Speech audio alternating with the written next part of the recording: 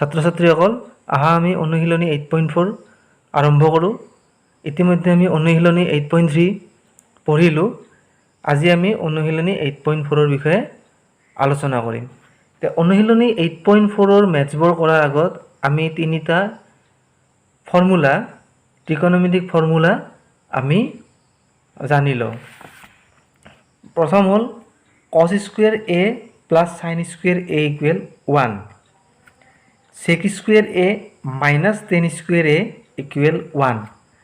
cosec square a minus cot square a equal 1। আগৰ চেপ্টাৰসমূহতো আমি কিছুমান ত্ৰিকোণমিতিক মান আমি ফৰ্মুলা আমি পঢ়িছিলোঁ, যেনে tan 90 degree minus a cot a,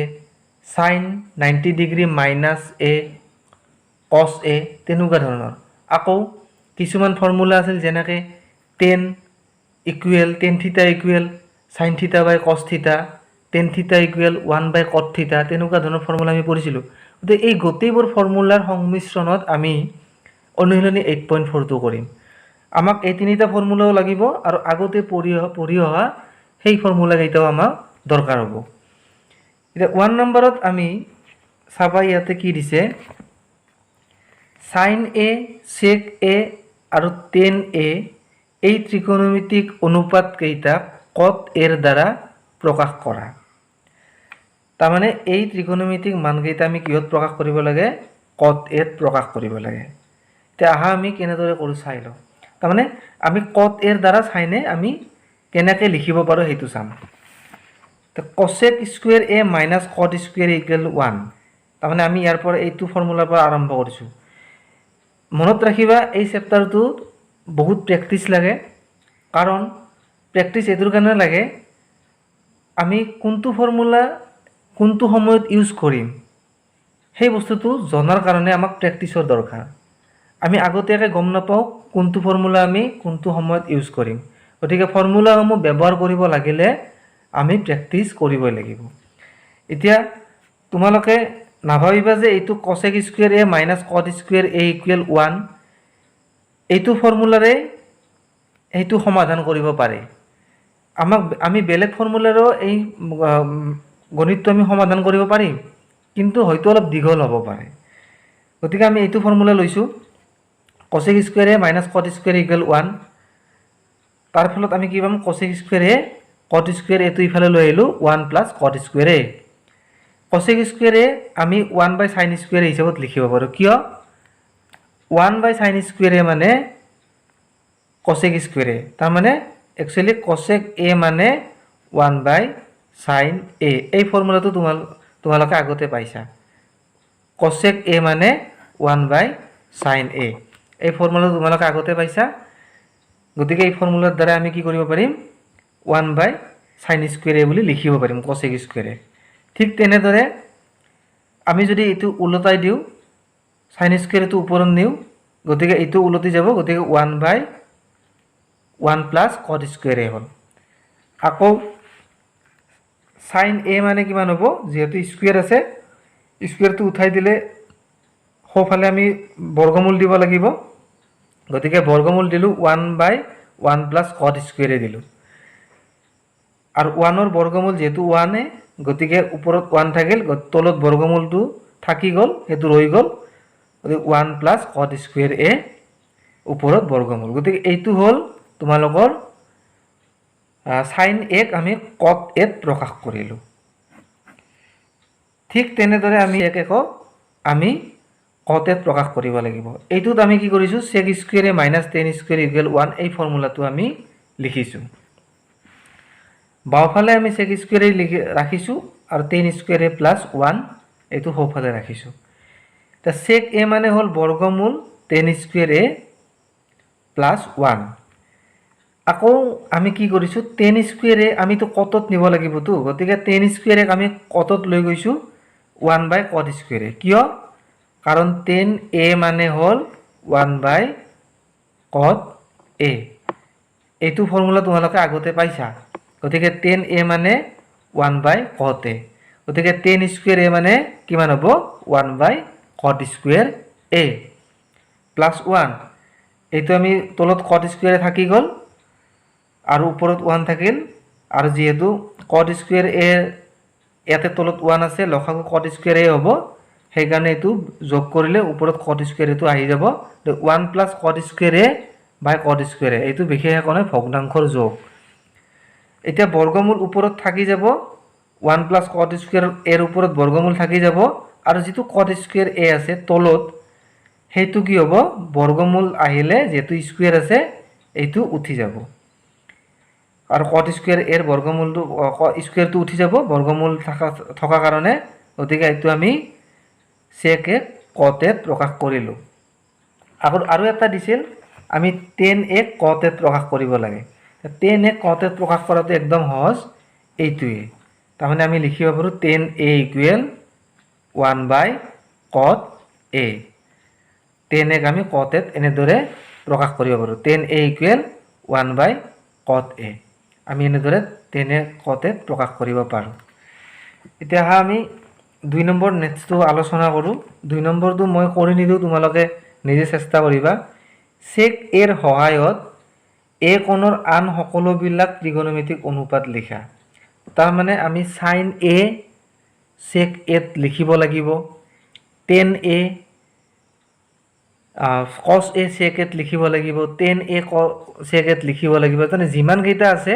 সেই গতে কেইটা আমি sec a লিখিব লাগিব আমি যেনেকে ইয়াতে sin a cot a লিখিছো sec a cot a লিখিছো ঠিক তেনেদৰে ইয়াতো আমি কি কৰিব লাগিব sin a cos a যিমানবোৰ মান আছে গতেবিলাক মান আমি কিহত লিখিম sec a লিখিম তানে sec a যাতে হেবিলাক আমি পৰিণত কৰিব পাৰো এটো তোমালোকে নিজে কৰিবা এতিয়া আমি 3 নম্বৰ 1 টো চাও sin square 60 degree plus sin square 27 degree by cos square 17 degree plus cos square 73 degree এইটোৰ মান নিৰ্ণয় কৰিব লাগে sin square 63 degree plus sin square 27 degree এই মানটো আমি কি কৰিছো এখিনিক আমি 27 লৈকে লৈ যাম তাৰ মানে 27 লৈকে নিলে কি হ'ব আমি cos 27 পাম কেনেদৰে পাম আমি কৈছো যে sin square 90 degree minus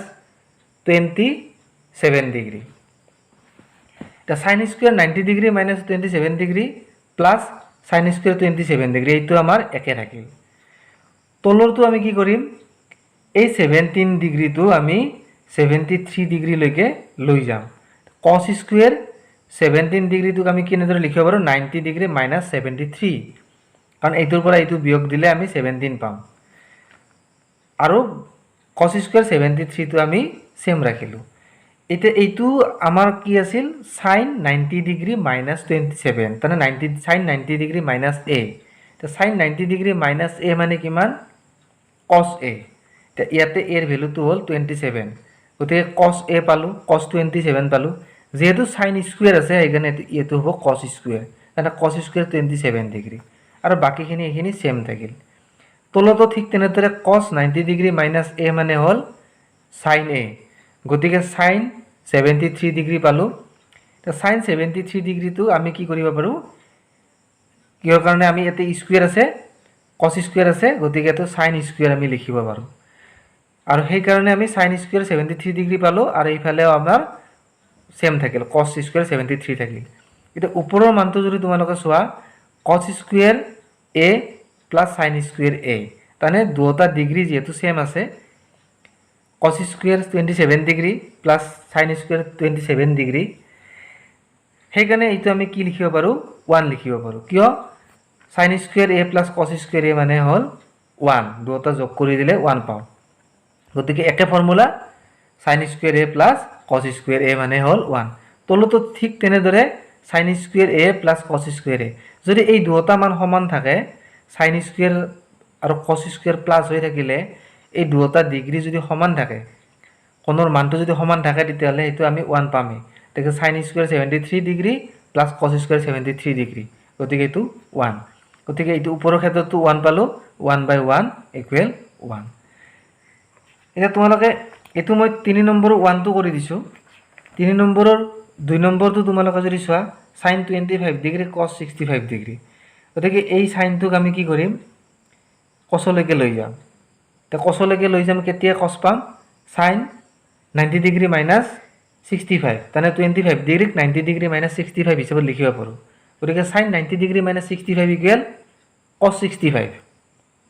তে কছ 65 পাম ইয়াতে আৰু এটো কছ 65 আছে যদি দুটা কছ 65 পূৰণ হয় তেতিয়ালে কি হ'ব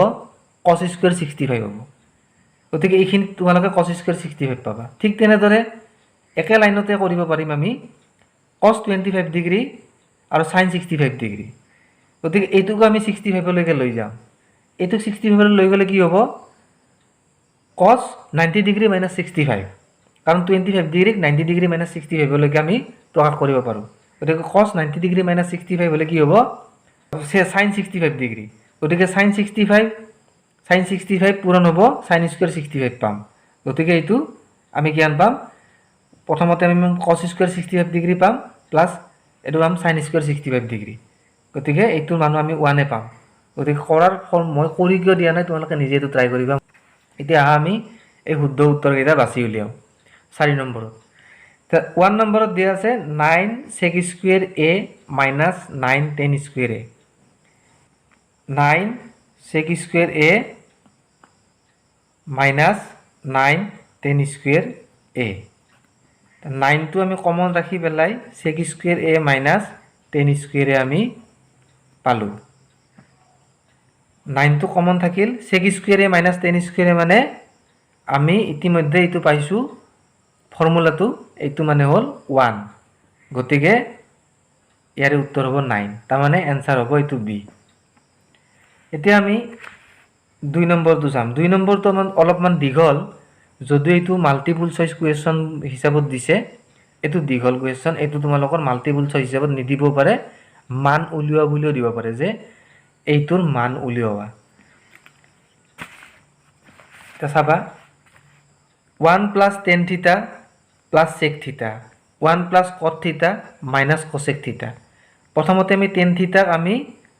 sin theta by cos theta হিচাপত লিখিছো কাৰণ আমি এইটো ফৰ্মুলা আমি আগতে পাইছো tan theta = sin theta by cos theta sec theta = 1 by cos theta এইটো আমি অলৰেডি পাইছো ইয়াতে আমি 1 টো সেম থাকিল cot theta = cos theta by sin theta যেহেতু tan theta তো cot theta ৰ উল্টা tan theta যদি sin theta by cos theta হয় তেতিয়ালে cot theta তো কি হ'ব cot theta তো tan theta ৰ উল্টা হ'ব তাৰ মানে cos theta by sin theta হ'ব তানে cos theta তো ওপৰত sin theta তো তলত tan theta ৰ ঠাইত tan theta ৰ কাৰণে sin theta তো ওপৰত cos theta তলত cot theta ৰ কাৰণে cos theta ওপৰত sin theta তলত তানে cot theta ৰ মানটো cos theta by sin theta আৰু মাইনাস cosec theta তো মানে cosec theta মানে কি 1 by sin theta আমি এনেদৰে লিখিব পাৰো এখিনি তলত cos theta থাকিল গোটেখিনি যোগ কৰিলে আমি যেহেতু ইয়াতে 1 আছে তলত আমাৰ cos theta আছে লখাগু যেহেতু cos theta গতিকে 1 ৰ কাৰণে এটো cos theta হৈ যাব 1 * cos theta sin theta তো সেম থাকিল 1 টো সেম থাকিল এখিনি পালো আৰু ইয়াতো ঠিক তেনেদৰে তলত sin theta থাকিল 1 ৰ ঠাইত 1 * sin theta আহি যাব আৰু বাকিখিনি cos theta - 1 এখিনি বেলেগ একনে ভগ্নাংশৰ যোগ বা বিয়োগ এতিয়া আমি তলত cos theta আৰু sin theta পূৰণ হৈ আছে আমি হেইকাৰণে cos theta sin theta পূৰণ দিলো আৰু ওপৰত আমি cos theta sin theta একে হিচাপত আমি লিখিব পাৰো এটা cos theta sin theta এটা হিচাপত আমি লিখিব পাৰো আৰু ইয়াতো আমাৰ cos theta sin theta plus cos theta মানে cos theta plus sin theta ই বুজায় গতিকে এইটো আমি এনেদৰে ভাবিব পাৰো যে এইখিনি মানে হল a plus b আৰু এইখিনি মানে a minus b যেহেতু দুফালে সমান আছে এইটো cos theta sin theta মানে যিমান sin theta cos theta মানে হিমান এই দুটাকে আমি a বুলি ধৰি ললো আৰু এইটো 1 b বুলি ধৰি ললো 1 b বুলি ধৰি ললো তানে a plus b into a minus b তে a plus b into a minus b মানে a square minus b square formula তা মানে তোমালোকে কি পাবা cos theta plus sin theta whole square তা মানে এইটো মানে a square minus b square মানে 1 square মানে হল b square তে এইটো যদি আমি কৰো আমি এইটো ভাঙি লম cos square plus sin square plus twice sin theta cos theta এখানে ভাঙি ললো a plus b whole square formula a square plus b square plus 2 ab আৰু 1 স্কুৱেৰ মানে হ'ল 1 তলত cos থিটা sin থিটা থাকিল এটা এইটো মানে কিমান cos স্কুৱেৰ থিটা প্লাছ sin স্কুৱেৰ থিটা এইটো মানে হ'ল 1 আমি যেহেতু ফৰ্মুলাটো পাইছো sin স্কুৱেৰ থিটা প্লাছ cos স্কুৱেৰ থিটা ইকুৱেল 1 এইটো ঠাইত আমি 1 লিখিব পাৰো 2 sin থিটা cos থিটা থাকি গল -1 তে 1 1 কটা কটি গল 2 sin থিটা cos থিটা থাকিল ওপৰত তলত থাকিল তলত আমি এইটো cos থিটা sin থিটাটো যেহেতু পূৰণ হৈ আছে আমি sin থিটা cos থিটা হিচাপে লিখিব পাৰো দুটা পূৰণ হৈ আছে sin থিটাটো আগত লিখিছো cos থিটা পিছত লিখিছো এতিয়া ওপৰত পালো আমি 2 sin থিটা cos থিটা আৰু তলতো পালো আমি sin থিটা cos থিটা গতিকে এইটো আৰু এইটো কটা কটি যাব দুইটো ৰৈ যাব কাৰণ sin থিটা cos থিটা তো ওপৰত আছে তলত আছে sin থিটা cos থিটা দুইটো ৰৈ গল তাৰ মানটো পাম আমি 2 গতিকে 4 ৰ 2 ৰ মান হ'ব 4 ৰ 2 ৰ মান হ'ল 2 এতিয়া আমি 3 ৰ মানটো চাও sec a plus tan a into 1 minus sin a sec a মানে হল 1 by cos a plus sec এর মান তো আমি 1 by cos a হিসাবত লিখিব পাৰো এটো ফর্মুলা পাইছো tan a মানে হল sin a by cos a আর এটো হল 1 minus sin a তো আমি সেম রাখিলো তলত আমি যেহেতু cos a দুটাতে আছে গতিকে লখাগু cos a আর উপৰত 1 plus sin a যোগ হৈ যাব গতিকে উপৰত 1 plus sin a পালো তলত cos a পালো আর এইফালে 1 minus sin a আছে এইটো একে যেহেতু এই দুটা পূরণ হৈ আছে এইটো উপৰত আছে এইটো উপৰত আছে পূরণ হৈ আছে 1 plus sin a into 1 minus sin a গতিকে a plus b into a minus b এইটো আমি কেনেদৰে লিখিব পাৰো a square minus b square a square মানে কিমান 1 স্কয়ার মানে 1 a minus b square b মানে হল sin a গতিকে b স্কয়ার sin স্কয়ার পালো তলত cos a তা 1 minus sin স্কয়ার থিটা মানে কিমান যেহেতু আমাৰ sin square a plus cos square a মানে হল 1 গতিকে cos স্কয়ার a মানে আমি কি কব পাৰো 1 minus sin স্কয়াৰ a গতিকে এই ফৰ্মুলাটোৰ পৰা আমি এটো কব পাৰো যে cos square a equal 1 minus sin square a সেই কাৰণে আমি ইয়াতে কি লিখিছো 1 minus sin স্কয়ার a মানে হল cos square a 1 minus sin square a মানে হল cos স্কয়ার a বুলি লিখিছো এটো ওপৰত cos স্কয়াৰ a থাকিল তলত cos a থাকিল তে cos a ৰে cos স্কয়াৰ a যদি আমি কটা কটি কৰো যেহেতু ওপৰত cos এ দুটা পূৰণ হৈ আছে স্কয়াৰ মানে দুটা পূৰণ হৈ আছে তলত এটা আছে গতিকে ওপৰৰ এটা তলৰ এটা কটা কটি গৈ পেলাই আমি ওপৰত এটা থাকি যাব হেতু হ'ব cos a আৰু আমি একেবাৰে শেষত 4 নম্বৰটো চাও 1 plus tan square a by 1 plus cot square a এইটো মান আমি কিমান পাম sec square a minus tan square a equal 1 এইটো মানে আমি কি লিখিব পাৰো sec square a equal 1 plus tan square a তার মানে sec square a equal 1 plus tan square a বুলি লিখিবা কাৰণ tan square তো মাইনাস হৈ আছে না এইফালে আনিলে প্লাস হ'ব তানে ফর্মুলা তো আমাৰ আছিল sec square a minus tan square a sec square a minus tan square এর ফর্মুলা তো আমি কি কৰিব পাৰিম tan square a তো যদি ইফালে আনো 1 plus tan square a হ'ব বাবালে sec square a থাকি যাব গতিকে sec square a মানে হল 1 plus tan square a সেই কাৰণে আমি লিখিছো ইয়াতে 1 plus tan square a equal sec square a ঠিক তেনেদৰে আমি এটা ফর্মুলা পাইছিলো cosec square a minus cot square a equal 1 এইটো ক্ষেত্ৰতো আমি কি পাম cosec square a equal 1 plus cot square a তা cosec square a 1 plus cot square a কিয় পালো cot square a এটো ইফালে নিলো প্লাস হৈ গল তানে এইটো মানে cosec square a এতিয়া এইখিনিৰ পৰা আমি কি কৰিলো আমি ডাইৰেক্টলি কব পাৰিছো যে 1 plus tan square equal sec square a আৰু 1 plus cot square equal cosec square a তোমালোকৰ ফৰ্মুলা বিলাক মনত ৰাখিলে এটো সহজ হয় গতিকে ইবিলাক কৰি থাকিব নালাগে এতিয়া আমি sec square a আমি কি লিখিম 1 by cos square a কারণ sec a মানে হল 1 by cos a গতিকে sec square a মানে হল 1 by cos square a cosec square a মানে কিমান হ'ব 1 by sin square a কারণ cosec a মানে 1 by sin a গতিকে স্কয়ার যেহেতু আছে গতিকে 1 by sin square a হ'ব আমি এইখিনি যদি কৰি লওঁ, ওপৰত আছে 1/cos স্কুৱেৰে, তলত আছে 1/sin স্কুৱেৰে।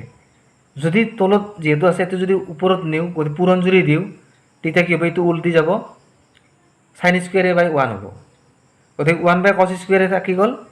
পূৰণ, এইটো উলটি গ'ল, sin স্কুৱেৰে বাই 1 হ'ল।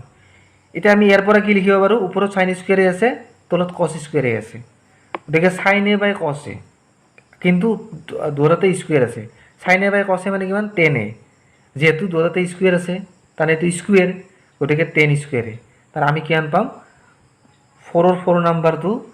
মানটো কিমান হ'ব, 4ৰ 4 নম্বৰ মানটো হ'ব d, tan স্কুৱেৰ a। আমি পিছত আকৌ বেলেগ মেথছবোৰ চাম। ধন্যবাদ।